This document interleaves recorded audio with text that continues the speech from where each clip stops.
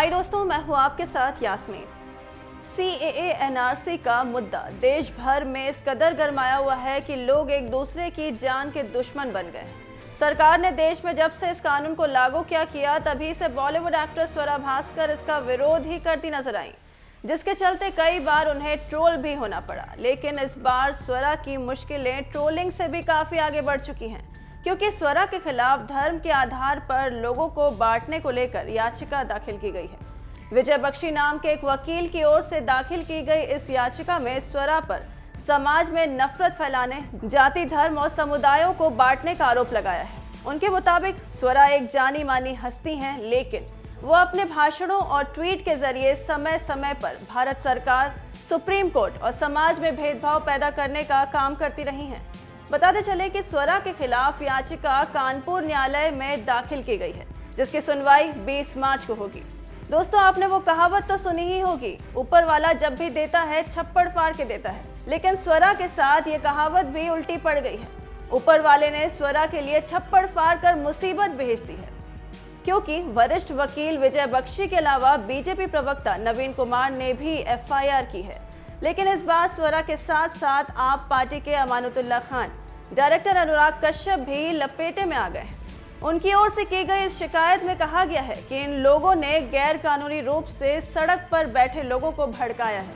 उनके मुताबिक दिल्ली हिंसा में हुए नुकसान की वसूली भी इन्हीं से की जानी चाहिए। स्वरा भास्कर JNU की पूर्व छात्र रह चुकी हैं, तो देश में जब जब JNU से जुड़ा मुद्दा उठता है, उस वक्त स्वरा बिना दाएं बाएं देखे JNU का राग अलापने लग जाती हैं, फिर चाहे वहां देश विरोधी नारे ही क्यों ना लग रहे हों। हाल ही में इस कानून के विरोध में स्वरा प्रदर्शन कर रहे छात्रों के बीच जहां पहुंची थी, वहां उन्होंने कागज नहीं दिखाएंगे के नारे तक लगाए थे। इसके बाद खुद को सोशल एक्टिविस्ट बताने वाली स्वरा पॉलिटिकल एनालिस्ट बनकर सीधे एक न्यूज चैनल में पहुंच गई। हालांकि हर बार की तरह वहां से भी निकलकर स्वरा को खूब आलोचनाओं का सामना करना पड़ा। दिल्ली में हो रही हिंसा तो थम गई, लेकिन स्वरा के सुर कम नहीं हुए। उन्होंने एक बार फिर सोशल मीडिया पर एक तस्वीर पोस्ट की। ये तस्वीर में एक बिल्ली है, जिसके साथ कैप्शन में स्वरा लिखती हैं कि लो जबान काट लो, पर जैसा कि पाश ने लिखा है, सच घास है, तुम्हारे हर किए धरे पर उग आएगा। बहरहाल आपको बता दें कि दिल्ली में हुई हिंसा के चपेट में कई निर्दोष लोगों को अपनी जान गंवानी पड़ी।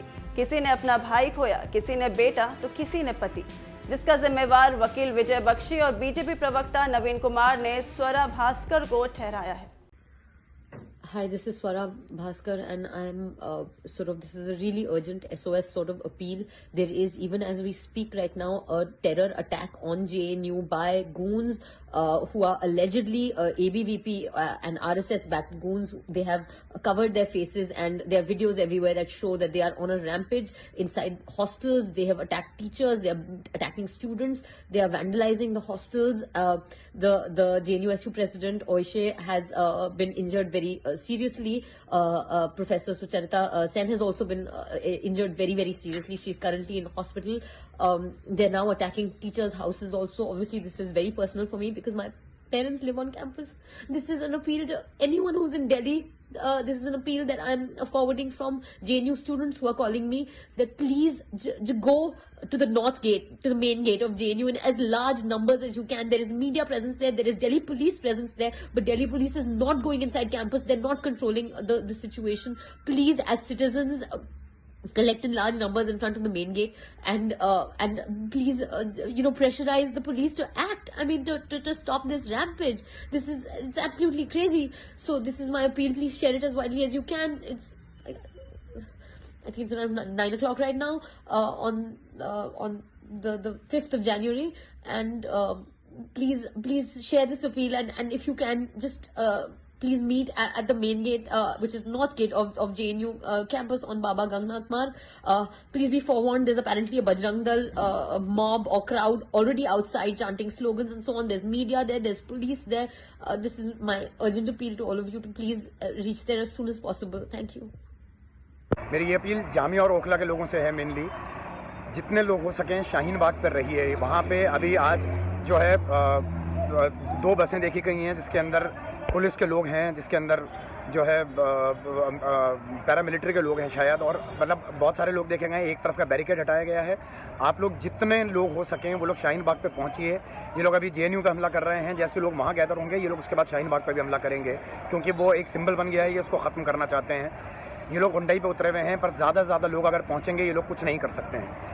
आप लोग प्लीज़ जो है जो भी कर रहे हैं उस काम को अभी छोड़िए, और प्लीज़ ज़्यादा से ज़्यादा लोग गैदर हुई शाहीन बाग पे, जामिया और ओखला के लोग ख़ास तौर पे, उसके आसपास के लोग, और बाकी लोग जितने हैं वो लोग प्लीज़ जेएनयू के दरवाजे के सामने पहुंचिए। ये लोग हर आदमी के घर में घुस रहे हैं, इसको रोकना ज़रूरी है। इन लोगों के प्लान को समझ के आगे बढ़ना ज़रूरी है। प्लीज़ ज़्यादा से ज़्यादा लोग शाहीन बाग पे पहुँचिए, और बाकी लोग जो हैं, बाकी दिल्ली वाले लोग जो हैं वो लोग जेएनयू पे पहुँचे। शुक्रिया दोस्तों। जैसा आप लोगों को पता होगा, अभी जेएनयू के अंदर बहुत बुरी तरह से हमला किया गया है, और ऐसा माना जा रहा है कि वो एबीवीपी के, आरएसएस के, बजरंग दल के ये सारे लोग हैं, और मुंह पे जो है कपड़ा बांध के ये लोग जेएनयू के अंदर घुस के हॉस्टल्स में और हर जगह पे तोड़ फोड़ कर रहे हैं। वहाँ के टीचरों को मार रहे हैं, वहाँ के बच्चों को मार रहे हैं। आप लोगों से अपील है कि जेएनयू के गेट के सामने, जो उनका नॉर्थ गेट है, जो मेन गेट है, उसके सामने ज़्यादा से ज़्यादा लोग पहुँचिए। वहाँ पे पुलिस खड़ी है, लेकिन वो लोग कुछ नहीं कर रहे हैं, वो अंदर जाके रोक नहीं रहे हैं, बल्कि बाहर के लोगों को अंदर जाने से रोक रहे हैं, ताकि वो लोग इस हुंडई को रोक ना पाएँ। आप लोगों को बस मैं इतना ही बोलूँगा, अगर आप लोगों को लग रहा है आप अपने घर में सेफ़ हैं, आप लोग अपने घर में सेफ़ नहीं हैं। ये लोग आप हर आदमी के घर में घुसेंगे, उसको तबाह करेंगे। ये लोग सारी हदें क्रॉस कर रहे हैं। आप लोग प्लीज़ जागिए, ज़्यादा से ज़्यादा लोग वहाँ पे पहुँचिए और इस चीज़ को रोकने की कोशिश करिए। वो लोग बच्चे हैं, वही लोग इस देश का भविष्य हैं। दोस्तों, मेरे को एक बात समझ में नहीं आती, नहीं इनफैक्ट समझ में आती है, लेकिन मैं डिस्कशन करना चाहता हूँ ताकि थोड़ी क्लैरिटी हो जाए। तो ये जो लोग आज़ादी आज़ादी के नारे लगाते हैं, ये क्या कहना चाहते हैं? क्योंकि देश तो हमारा 15 अगस्त 1947 को आज़ाद हो गया था, और उसके लिए हमने बहुत मेहनत की थी। हमारे पूर्वजों ने, हमारे नेताओं ने बहुत बलिदान दिया, बहुत काम किया, बहुत खून बहाया, तब जाकर हमको आज़ादी मिली। सिर्फ नारे लगाने से नहीं लगी थी, उसके लिए बहुत कुछ किया था। तो अब जो ये नारे लग रहे हैं, और मैं और से फर्क समझता हूं, तो अब ये जो बोलते हैं हम क्या चाहते आज़ादी, अरे मनुवाद से आज़ादी, अरे भूखमरी से आज़ादी, अरे पूंजीपति से आज़ादी, अरे जाति पाति से आज़ादी, अरे वामपंथी, नहीं वामपंथी तो आज़ादी मांग रहे हैं, सॉरी गलती हो गई। तो भाई, अगर आपको ये ऐसी आज़ादी चाहिए तो इस आज़ादी को पाने के लिए आपको काम करना पड़ेगा। आपको भूखमरी से आज़ादी चाहिए तो आप उसके लिए काम करिए, ताकि भूखमरी देश की हटे और लोगों को काम मिले। अगर आपको जाति पाति से आज़ादी चाहिए तो उसके लिए काम करिए। बहुत सारे लोगों ने काम किया था, लोगों में फैलाएं, ऐश मतलब पता लगे लोगों को। आप चाहते हैं कि नारे लगाने से सब कुछ हो जाए? नारे लगाने से क्यों होगा भाई?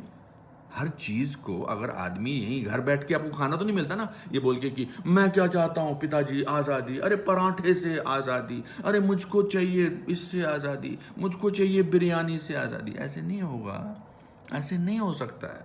उसके लिए आपको काम करना पड़ेगा। देश में जो 1947 से लेकर आज 2020 तक जो देश आया, उसके लिए लोगों ने काम किया है।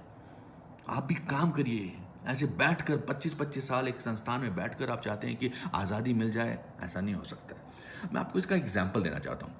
चलो ठीक है, मैं बताता हूँ। देखिए, हालांकि मैं मजाक उड़ा रहा हूँ, आप इसको देखो क्या कहते हैं, इसको टकला कहते हैं या इसको गंजा कहते हैं। मेरे बालों से मेरे सिर को आज़ादी है, लेकिन मैं नारे लगाना शुरू करूँ, मैं क्या चाहता हूँ आज़ादी, छोटी कंघी से आज़ादी, बड़ी कंघी से आज़ादी, हेयर ब्रश से आज़ादी, लंबे बालों से आज़ादी, छोटे बालों से आज़ादी, घुंघराले बालों से आज़ादी। तो भाई मैं बेवकूफ़ लगूंगा ना, क्योंकि मेरे पास तो आज़ादी ऑलरेडी है। अब किस चीज़ की आज़ादी मांग रहा हूँ मैं, है ना? एग्जाम्पल मैंने दिया ना आपको। तो आपको अगर आज़ादी चाहिए तो उसके लिए काम करिए। तो ये शेयर करिए, सेंस ऑफ ह्यूमर इस्तेमाल। Hi, this is Swara Bhaskar, and I'm this is a really urgent SOS sort of appeal. There is, even as we speak right now, a terror attack on JNU by goons who are allegedly ABVP and RSS-backed goons. They have covered their faces, and there are videos everywhere that show that they are on a rampage inside hostels. They have attacked teachers. They are attacking students. They are vandalizing the hostels. The JNUSU president Oishe has been injured very seriously. Professor Sucharita Sen has also been injured very, very seriously. She's currently in hospital. They're now attacking teachers' houses also. Obviously, this is very personal for me because parents live on campus.